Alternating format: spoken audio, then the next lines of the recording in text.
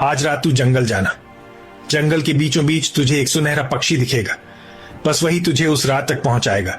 कुछ भी हो जाए तू उसका पीछा मत छोड़ना जब तक तुझे तेरी मंजिल ना मिले। वो पक्षी सिर्फ आज की रात ही जंगल में दिखेगा। इसके बाद वो कब जंगल की सैर करेगा यह तो कोई नहीं जानता है। तेरे पास आज की रात है, आखिरी मौका है सब ठीक करने का। बाबा, मैं इन सभी बातों का अच्छे से ध्यान रखूंगा। पर बाबा, आपने अभी तक अपनी असली पहचान मुझे नहीं बताई। आप कौन हैं और आप मेरी इतनी मदद क्यों कर रहे हैं? तू पहले अपनी तकदीर से तो मिल, धीरे धीरे तुझे मेरी पहचान भी पता चल जाएगी। जिस दिन तुझे मेरी पहचान पता चलेगी उस दिन तेरे मन से सारे सवाल खुद ब खुद गायब हो जाएंगे। साधु बाबा एक और पहेली राकेश के मन में डालकर गायब हो जाते हैं। फिर रात होते ही राकेश जंगल चला जाता है।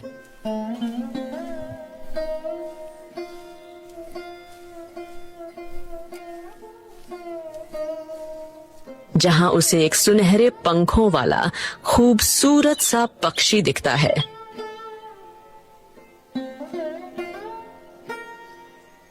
ये रहा वो सुनहरा पक्षी। बाबा इसी के बारे में बात कर रहे थे, पर यह मुझे मेरी तकदीर तक कैसे लेकर जाएगा? राकेश खड़ा होकर यह सब सोच ही रहा होता है। तभी वो पक्षी आसमान में उड़ने लगता है। ओ सुनहरे पक्षी, रुक जा। कहाँ भाग रहा है? मैं तुझे कोई नुकसान पहुंचाने नहीं आया हूँ। रुक जा। आज मैं किसी भी हाल में तुझे खुद की नजरों से दूर जाने नहीं दे सकता हूँ।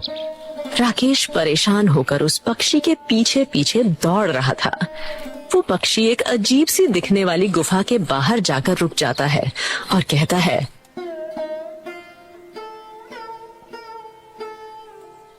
ये रही तेरी मंजिल। अरे तुम तो एक पक्षी हो, फिर तुम इंसानी भाषा कैसे बोल रहे हो? मैं कोई मामूली पक्षी नहीं, एक जादुई पक्षी हूँ जो ऊपर वाले के कहने पर तेरी मदद के लिए यहाँ आया हूँ। तुझे तेरी मंजिल तक पहुँचाना ही मेरा लक्ष्य था। अब इसके आगे का रास्ता तुझे खुद ही तय करना होगा। मुझे तो अब भी लग रहा है जैसे मैं किसी कहानी में जी रहा हूँ। मेरे जीवन में अचानक इतने इतने चमत्कारी चीजें कैसे होने लगे हैं कि मैं खुद भ्रमित हो जा रहा हूँ। ये चमत्कार तेरे जीवन में अचानक नहीं हो रहा है। ये सब तो तेरे नसीब से ही जुड़ा है, तेरे भाग्य का लिखा है। अब तुझे तेरे सवालों का जवाब इस गुफा के अंदर मिलेगा। जा अंदर जा, मैं भी अपनी दुनिया वापस लौट रहा हूँ। ए प्यारे पक्षी, तेरा शुक्रिया। तेरा यह एहसान मैं कभी नहीं भूलूंगा। तूने मेरी बहुत मदद की है। इसके आगे मैं खुद ही उस राज तक पहुंचूंगा जिससे मेरा भाग्य जुड़ा है।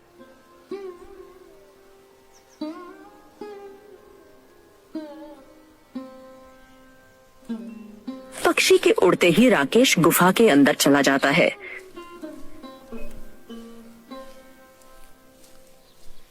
तब उसे एक अदृश्य आवाज आती है।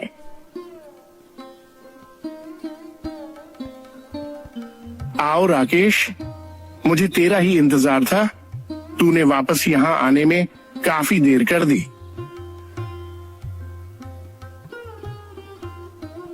वापस? पर मैं तो यहाँ पहली बार आया हूँ। यह अदृश्य आवाज मैं नहीं जानता आप कौन हैं। इस गुफा के पीछे का रहस्य क्या है? मुझे तो एक साधु बाबा ने इस गुफा के बारे में बताया और कहा कि मुझे यहाँ मेरी किस्मत से जुड़ा राज पता चलेगा। मैं सब जानता हूँ और तुझे याद नहीं है, पर तू यहाँ पहली बार नहीं आ रहा है। आज सदियों बाद मैं फिर से तुझे देखकर बहुत खुश हो रहा हूँ।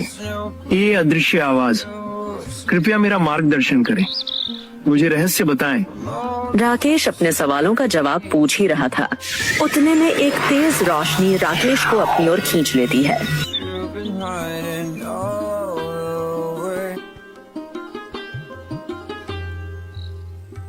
ये मैं कहाँ आ गया? ये तो बहुत सुंदर फूलों का बगीचा लग रहा है, पर मैं तो उस गुफा में था। अचानक यहाँ कैसे आ गया? ये बगीचा देखकर तुझे कुछ याद नहीं आ रहा? ये बगीचा तो कुछ मनमोहक है, पर मुझे कुछ भी याद नहीं है। क्या मैं यहाँ पहले भी आ चुका हूँ?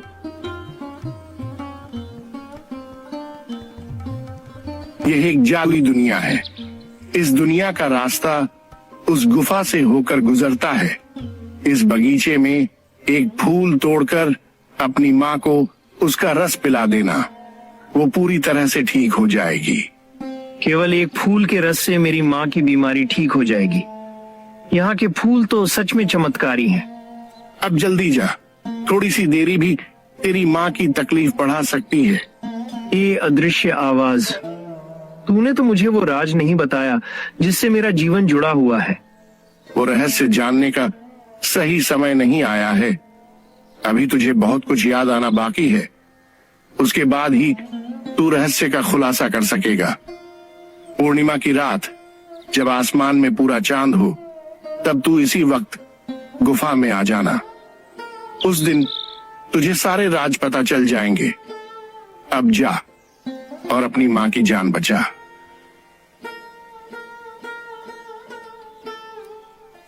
राकेश फौरन फूल तोड़कर अपनी माँ की जान बचाने चला जाता है।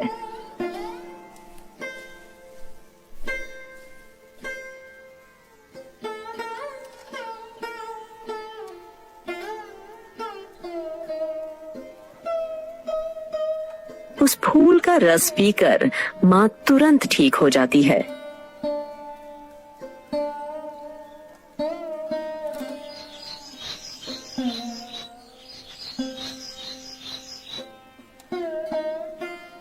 फिर अगली सुबह सुनीता राकेश से पूछती है, ये तुमने अपनी माँ को कौन सी संजीवनी बूटी पिला दी है जो कल रात तक ठीक से खड़ी भी नहीं हो पा रही थी, वो आज उछल कूद करते हुए गांव भर में घूम रही है। कोई चमत्कारी चीज हाथ लगी है क्या? नहीं नहीं सुनीता, ये सब तो मेरे प्रभु की लीला है। मैंने उनसे मदद मांगी और उन्होंने कर दी। इसलिए बोलता हूँ कि संसार की मोह माया कम करो और ऊपर वाले को याद करते रहो। जरूर तुम मुझसे कुछ छुपा रहे हो। राकेश सुनीता के सवालों से बचने के लिए घर के बाहर चला जाता है। तब सुनीता मन में सोचती है, राकेश के हाथ में कुछ तो अनोखी चीज लगी है। एक रात में किसी को ऐसे ठीक करना जैसे उसे कभी कुछ हुआ ही ना हो, मुमकिन नहीं है। वो चाहे मुझसे कितना भी छुपा ले, मैं सच जानकर ही रहूंगी।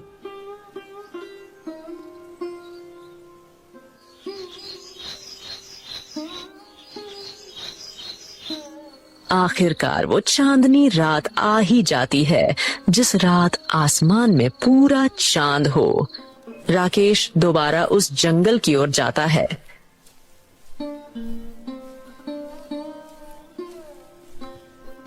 तभी अचानक उसके जंगल पहुंचते ही बादल जोर जोर से गरजने लगते हैं।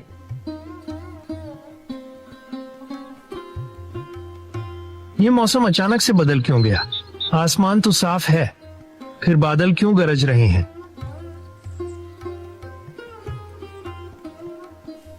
राकेश गुफा की ओर जाने लगता है।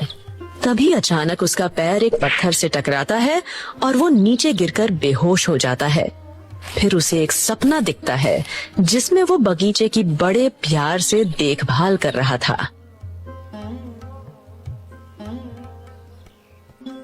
उठो पुत्र, होश में आने का वक्त हो गया है।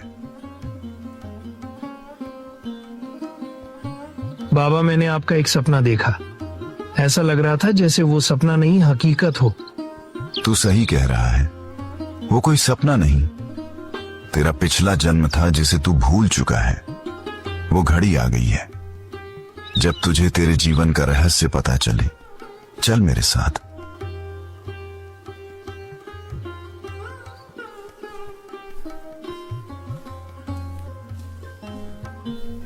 फिर वो दोनों उस जादुई गुफा में पहुंच जाते हैं जहां वो बगीचा था। इन फूलों को छूकर देख, तुझे क्या महसूस हो रहा है? बाबा, इन्हें छूकर तो मुझे अपनेपन का एहसास हो रहा है, मानो जैसे मैंने बड़े प्यार से इन्हें यहाँ खिलाया है। तुम सही कह रहे हो। यह बगीचा, ये जादुई फूल तेरे ही हैं। तूने उन्हें दूसरों की भलाई के लिए अपने पिछले जन्म में खिलाया था। पिछला जन्म? हाँ, पिछले जन्म में तू जादुई दुनिया का एक महान जादूगर था। जो सिर्फ दूसरों का ही सोचता था। तूने बीमारी के इलाज के लिए फूलों के रूप में ये खास औषधियां बनाई थी।